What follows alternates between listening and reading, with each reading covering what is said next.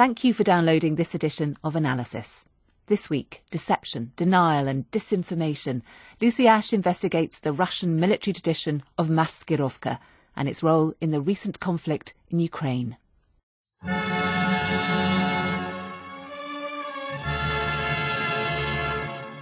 This is one of those songs guaranteed to get patriotic Russians misty-eyed and on their feet.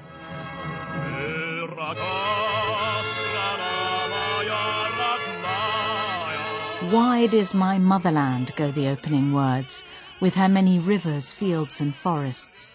Last March, the motherland got that little bit wider with the acquisition of Crimea. The annexation of Ukraine's Black Sea Peninsula caught almost everyone off guard.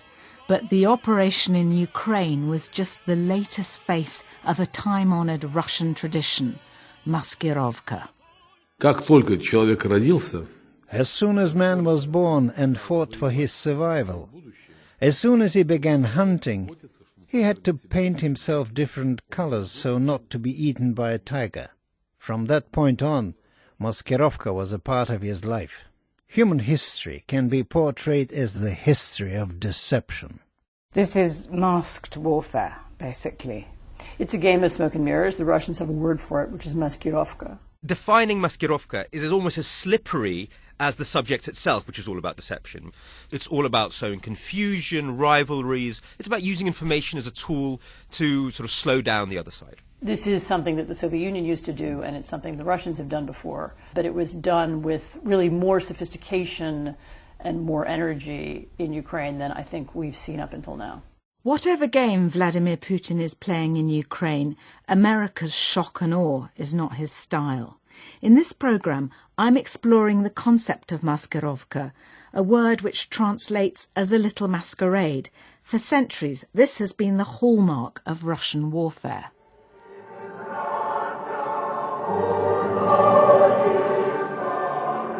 I was in Kiev this time last year as hundreds of thousands took to Independence Square or Maidan, singing Ukraine's national anthem.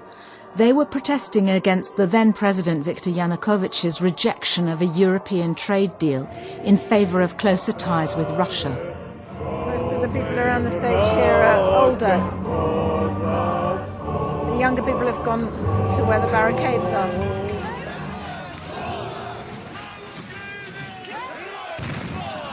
Over the coming weeks, there was mounting chaos and violence.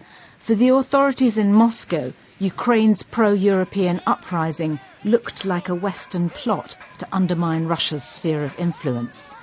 After the worst bloodshed, the Kremlin-backed president fled. And what happened next was classic maskirovka. I got to Crimea. It was on the 24th of February, and at the time everybody knew something was going to happen. Pyotr Shelemovsky, a Russian photojournalist, rushed down to Ukraine's semi-autonomous peninsula, a bastion of Russian speakers and the headquarters of Russia's Black Sea Fleet. He describes the scene in the capital, Simferopol. A group of pro-Russian activists came to the parliament building. They established a tiny barricade. They started cooking tea and distributing the drinks, and I personally could take some pictures there, and that was it for the night. Then in the middle of the night, the armed men in military trucks came to that parliament building, and they ordered those pro-Russian protesters on the ground until they realized they were on the same side, so they made them carry the ammunition inside the building. And you saw this?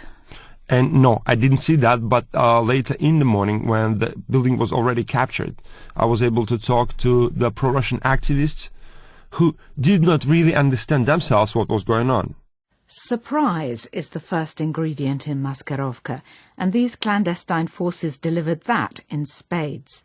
They arrived in the dark as if by magic, with no insignia on their olive-coloured uniforms, and were later nicknamed the Little Green Men. Who were these people? Well, we know now it was Russian special forces. But at the time, did anyone say these are Russian soldiers? Nobody was saying that out loud. They didn't really know what was going on. Denial is another vital component in maskirovka. The number of soldiers who took part in the annexation is unknown, but there were thought to be up to 20,000 Russian troops in Crimea, including Spetsnaz, highly trained special operations forces. Yet at a press conference a few days later, Vladimir Putin coolly batted away awkward questions.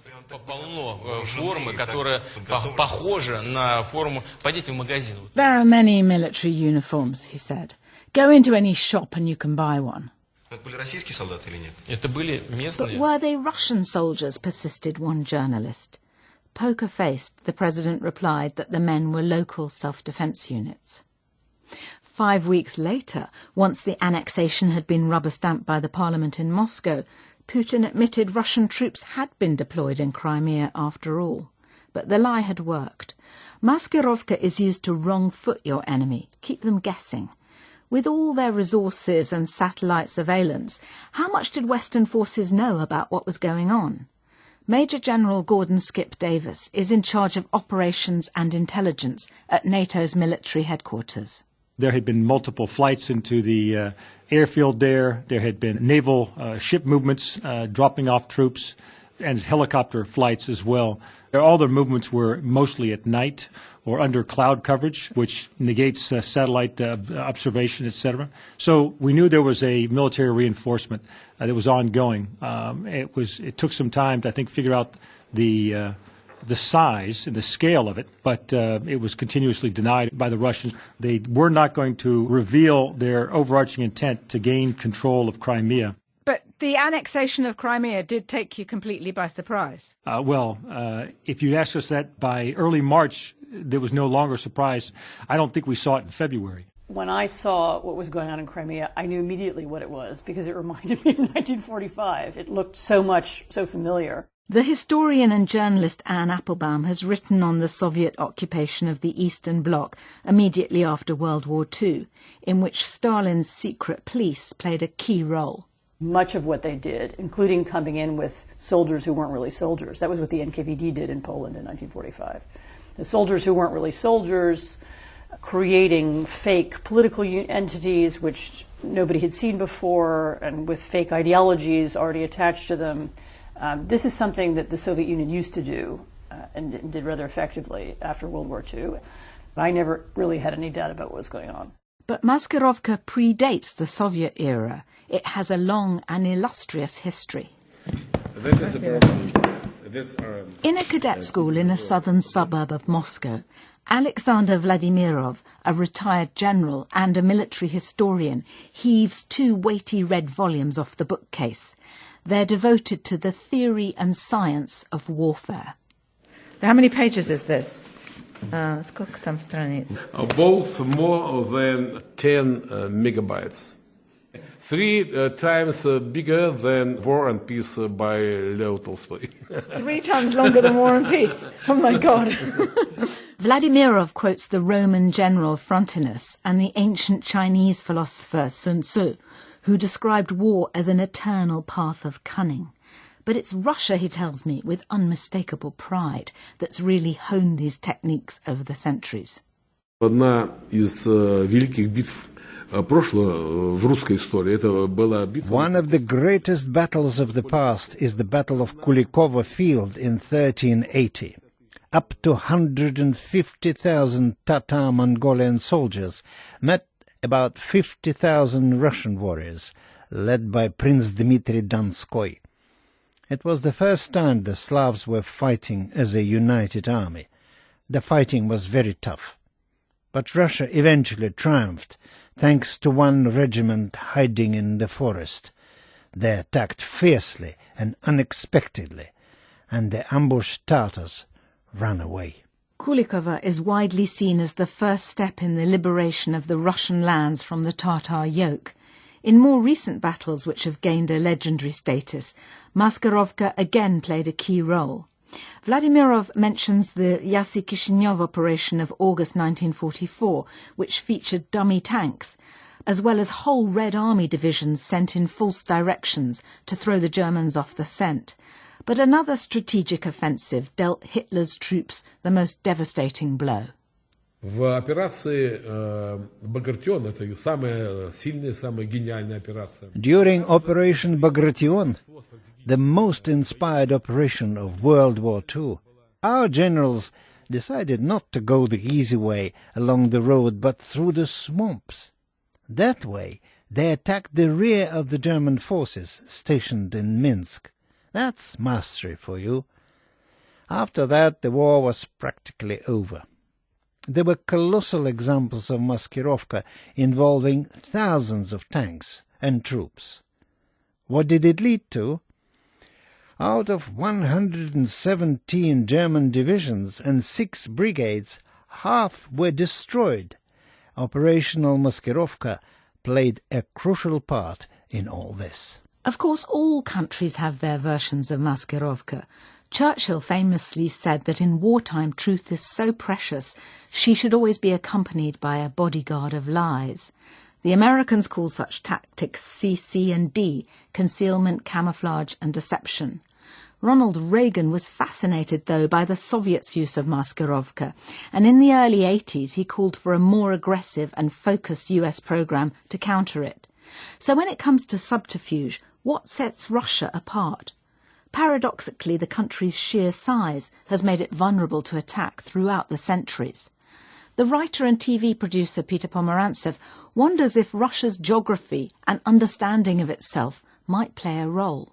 Russia is situated on a huge plain, always under attack from many enemies, therefore it always has to use illusion and deceit in order to survive in this kind of great canvas that it exists on, with everyone pressurizing it from different sides. The founding Russian myth is the idea of Kitezh, which is a hallucinated town that doesn't actually exist. So maybe there's something even bigger than that, which is always based on these sort of mirages. He's referring to a 13th century legend immortalized by Rimsky-Korsakov.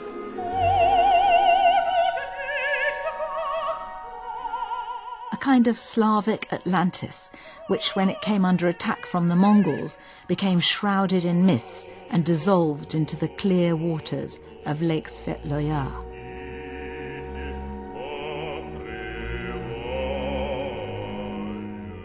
So after Crimea came the conflict in eastern Ukraine. Perhaps the Russian troops there are also a mirage. After all, officially there are none.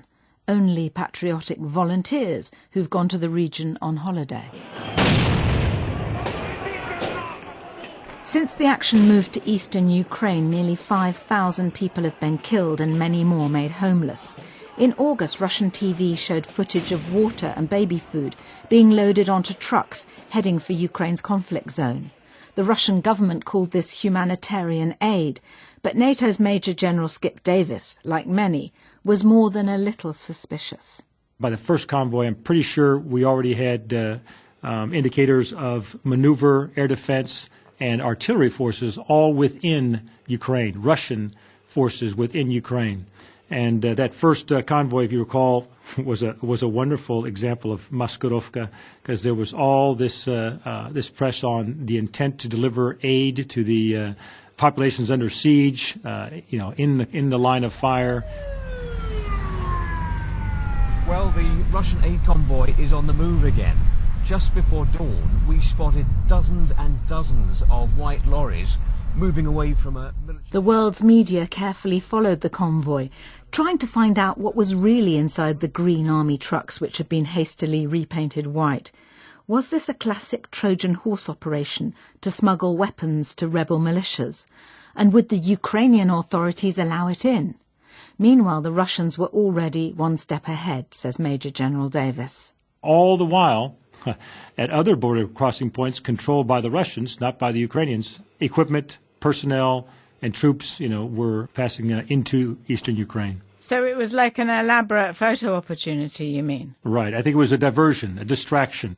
Or what the textbook would call demonstrativny manevry, maneuvers intended to deceive. So we've heard about camouflage, concealment, or skrytie, the use of decoys and military dummies, imitatia. But perhaps the most powerful element of contemporary maskirovka is dezinformatia, disinformation. Russia's new military doctrine, published last month, defines modern warfare as a complex application of military, political, economic, information and other non-military means. The fog of war isn't something which just happens. It's something which can be manufactured. The fantasy of the Russian journalists, the imagination, definitely surprised me a lot. The Ukrainian novelist Andrei Kukov recalls one of TV's most lurid stories.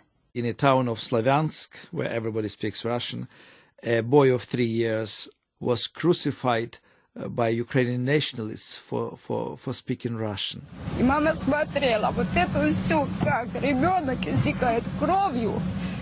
The TV report is still online. A blonde woman, her voice choked with emotion, tells a serious-looking Russian news reporter that the 3-year-old boy was nailed to a wooden board in front of his mother and died in agony.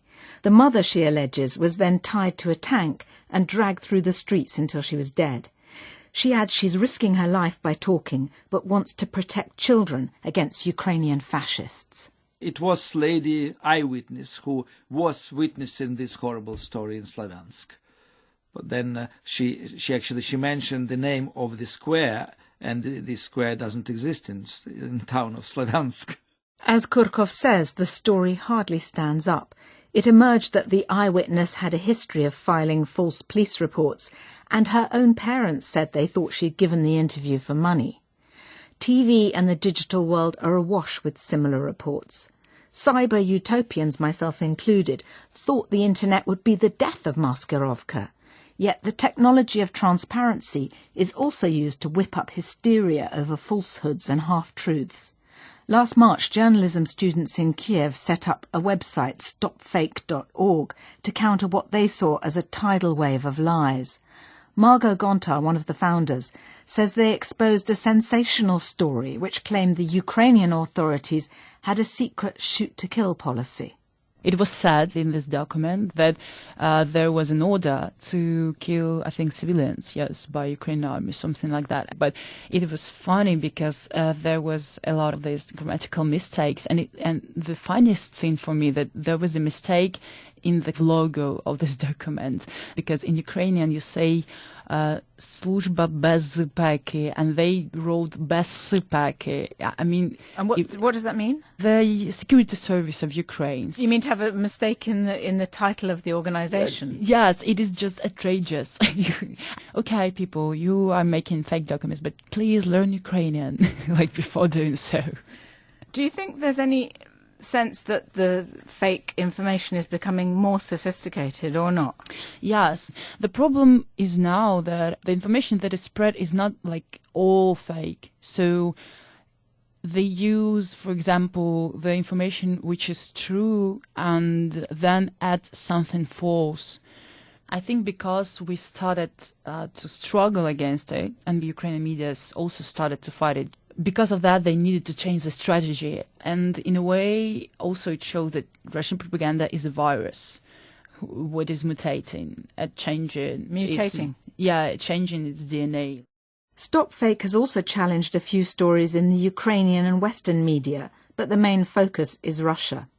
Anne Applebaum says in the weaponization of information, it doesn't matter whether the stories are 100% credible or not. Their aim is to confuse and create uncertainty. I think the Kremlin has worked out how to use our free press in a way that the Soviet Union never worked it out. So what Russia does is not propagate itself and, as the Soviet Union did, show pictures of tractors in the fields and talk about production statistics. It doesn't propagate its system. Instead, it seeks to cast doubt on our system and on our leaders and to play into our stereotypes. So what was the first Russian line about the Ukrainians on the Maidan? These are Nazis, these are fascists, this is the far right. All they need to do is create some fog. And that's not difficult. During World War II, Ukraine did have a proto-fascist movement, and some say its successors are the Russophobic extremists in the Pravy Sector Party, which grew out of the Maidan protests. They're a tiny minority, but they help to give credibility to accusations of fascism.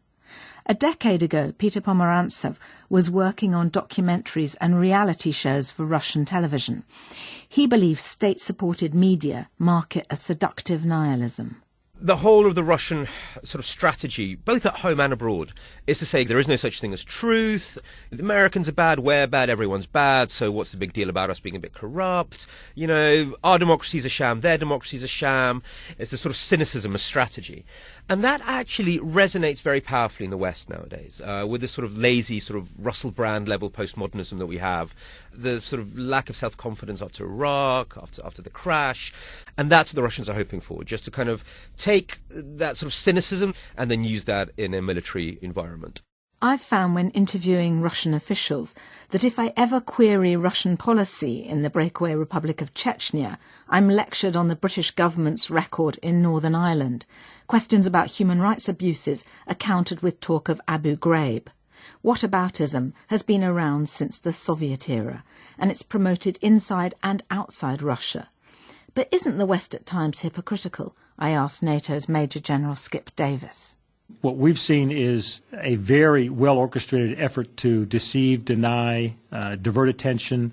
We also see it as kind of a mindset that the Russians have, and it's something that is very, very different from the Western model. But I mean, doesn't every country use strategies of deception? You've been in Afghanistan, you've been in Iraq, and I think you've been involved in operations in Bosnia, Mozambique, Congo, Liberia. I mean, surely a lot of these tactics of maskirovka are quite familiar. They are, and I wouldn't agree that they're employed in anywhere near the same level within the West. I think the distinction goes to deliberate distortion, disinformation. That's not something that NATO nations practice, and most often it ends up being denial of information. In other words, not confirming facts versus blatantly denying, say, no, that's not us invading, that's not our forces there, that's someone else's. But what about, yes, I've got some of my own whataboutism to do, but what about the false information that propelled Britain and the US into war with Iraq? Few would now deny that the facts on WMD were massaged in a maskirovka-type way. Still, the word the Major General keeps coming back to is mindset. He insists maskirovka has become a modus operandi for Russia itself. First off, I think that there is an alignment between what probably started out as military doctrine, but now is much more a part of state policy, and there's an alignment between the strategic down to the tactical level. Some attribute this alignment to a history of isolation and suspicion. Russia did suffer 3 devastating attacks from the West in a century and a half, from the Napoleonic Wars to Hitler's invasion. In Soviet times there was an overriding dread of encirclement, linking China, Japan, the United States and Western Europe. Now Putin has given such fears a fresh impetus.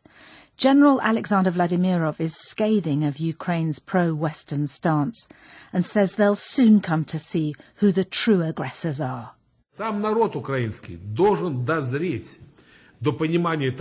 Ukrainians need to grow up and understand that they too will be sacrificed for the sake of some disgusting Americans and local oligarchs.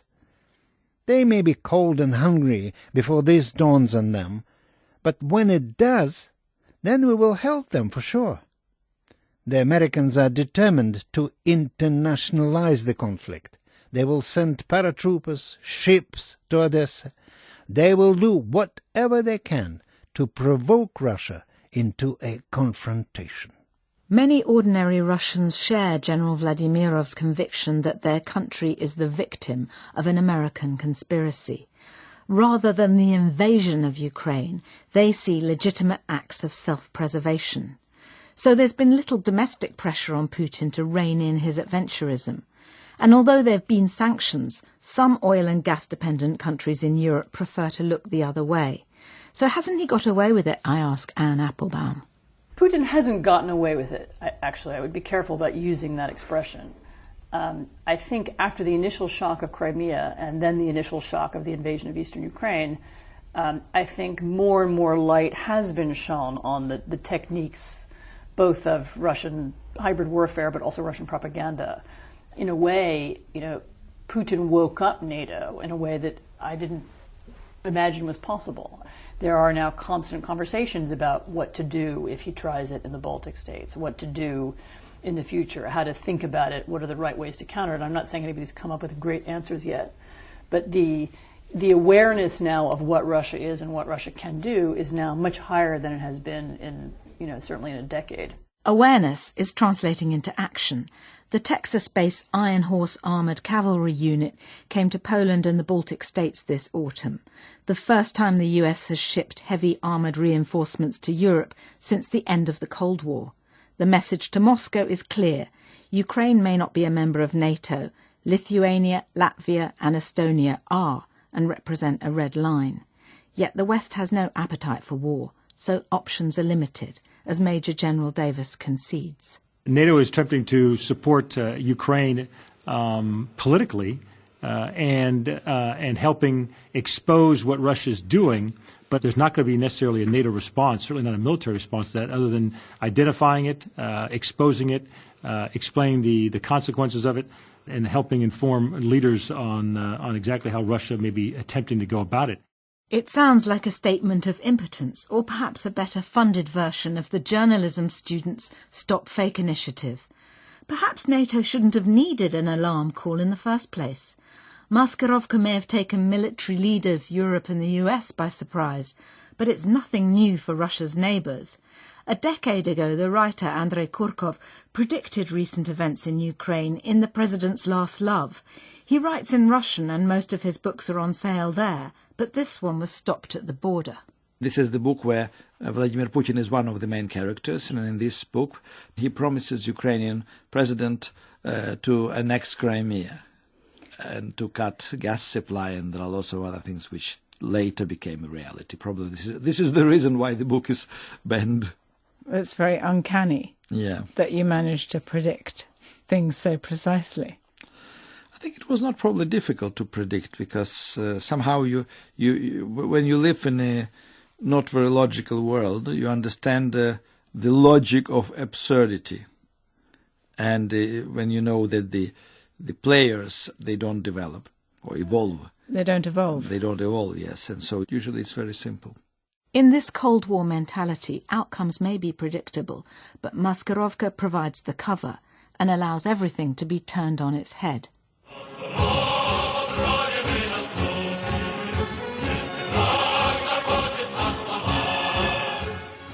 The song we started this programme with, Wide is My Motherland, warns our brows will knit with anger if an enemy tries to break us down. It was written at the height of Stalin's purges. The chorus ends, I know of no other country where a man can breathe so free.